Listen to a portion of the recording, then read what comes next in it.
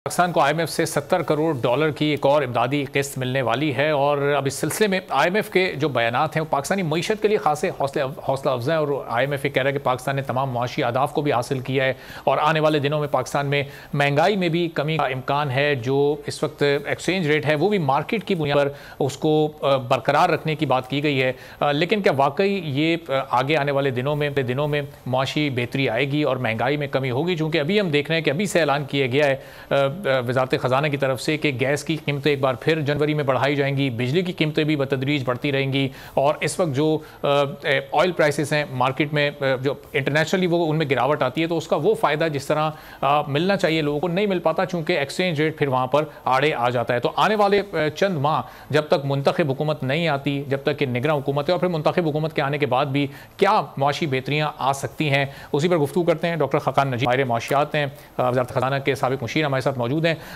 खाकान साहब बहुत शुक्रिया प्रोग्राम के लिए आपने वक्त निकाला। ये जो 70 करोड़ डॉलर इस वक्त पाकिस्तान को मिलने जा रहा है, इससे अगले 2-3 माह में क्या मईशत में कुछ बेहतरी आएगी? क्या क्या बेहतर स्टेप्स हम एक्सपेक्ट कर सकते हैं आने वाले दिनों में?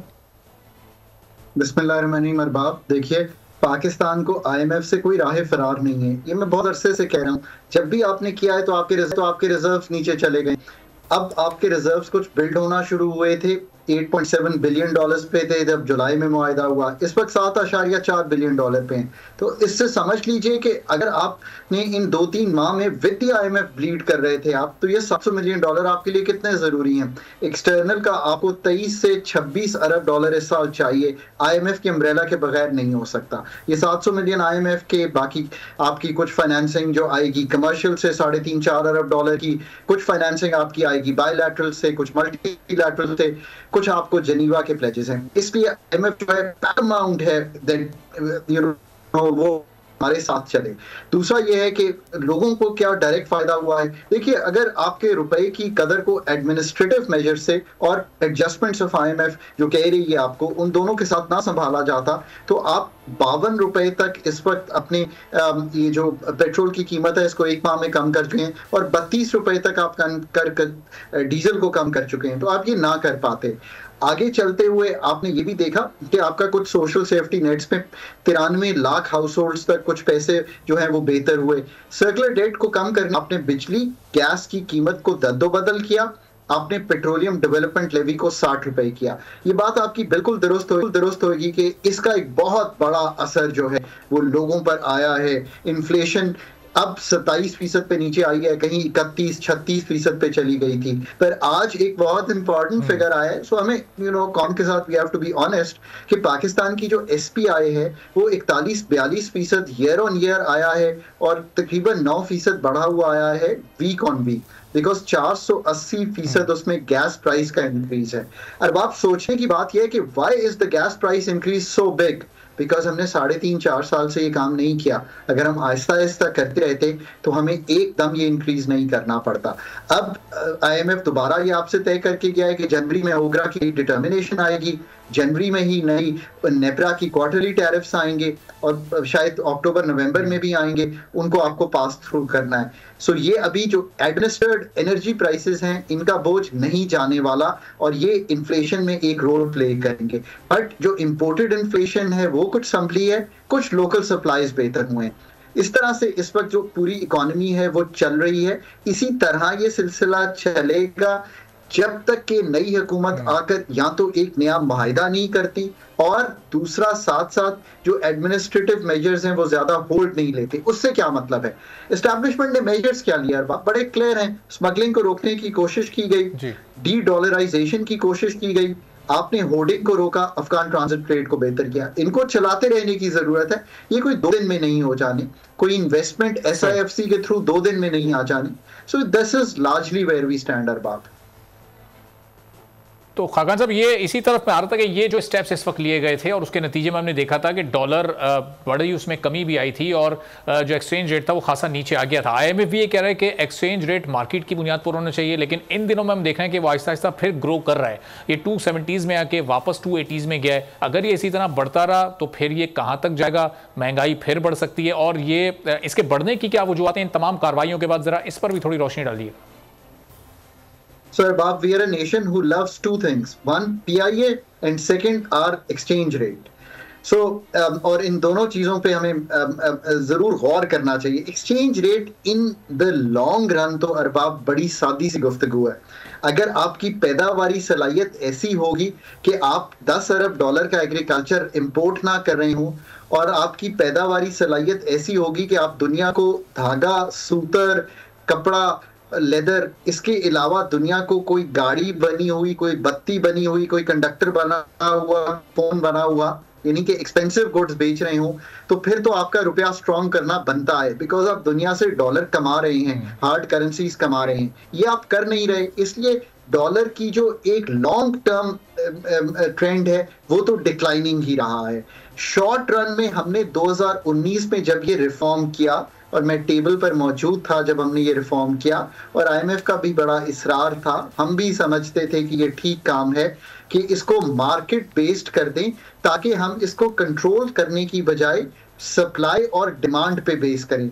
अगर तो आने वाले 4-6 महीने में कमर्शियल $3.5 अरब, बायलैटरल सारे जो आपके पैसे आने हैं फ्रेंडली कंट्री से, plus rollovers, plus multilaterals, ADB, AIIB, World Bank और आईडीबी, ये सारे प्रोग्राम एंड प्रोजेक्ट लोन्स, और 9 से 10 अरब डॉलर जो जिनीवा के प्लेजेस थे उसमें से खातिर खा लोन्स, प्लस एक्सपोर्ट्स 2.5-3 अरब डॉलर पे रही, और रिमिटेंसेस भी 2.5-3 अरब डॉलर पे रही। तब तो आप इस्तेहकाम देख सकते हैं अपने रुपए में।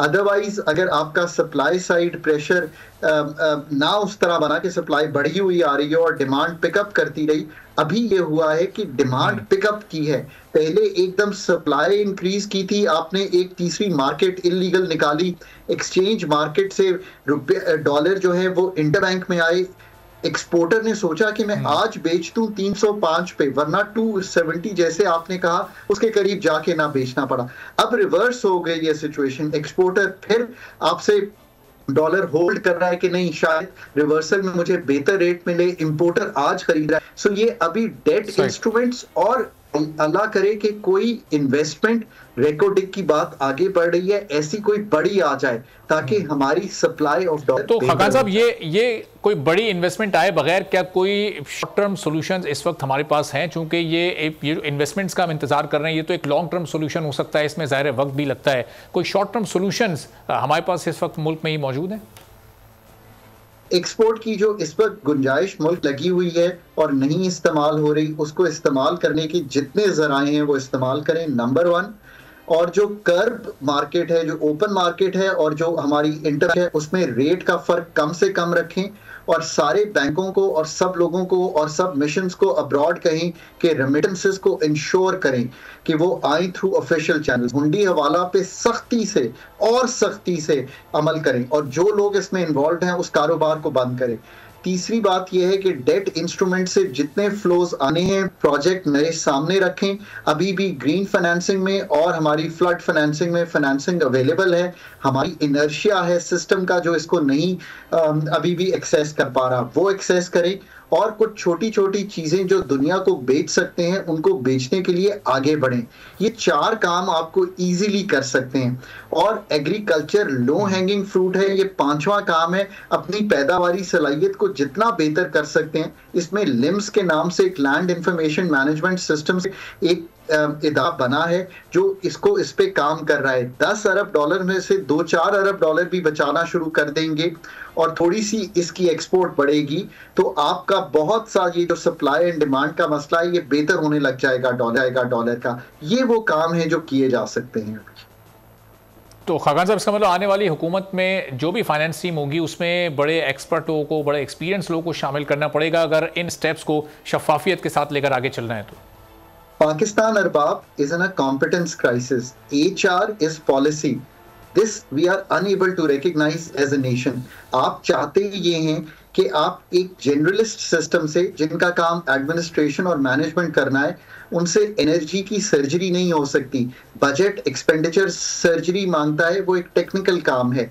मैक्रो इकोनॉमी की दुरुस्तगी जो है वो एक सर्जरी मांगता है, वो एक टेक्निकल काम है। इसके लिए टेक्निकल कॉम्पिटेंट लोग लाइए, उनको पैसे दीजिए, उनको रिंग फेंस कीजिए फ्रॉम जो बाकी इदारे हैं जो बाद में इन्वेस्टिगेट करते हैं, और उनको कहिए कि 3 साल में पाकिस्तान की एनर्जी की की, पाकिस्तान के एक्सपेंडिचर्स की, पाकिस्तान के FBI की और रेगुलेटरी निज़ाम की सर्जरी कर दें। इंशाल्लाह पाकिस्तान बहुत बेहतर हो जाए। बहुत बहुत शुक्रिया डॉक्टर खाकान, मेरे माशाअल्लाह हमारे साथ मौजूद थे। नाज़रीन, आज के प्रोग्राम से फिलहाल इतना ही, इजाज़त दीजिए, अल्लाह हाफ़िज़। सब्सक्राइब करें और बेल दबाएं ताकि कोई खबर रह न जाए।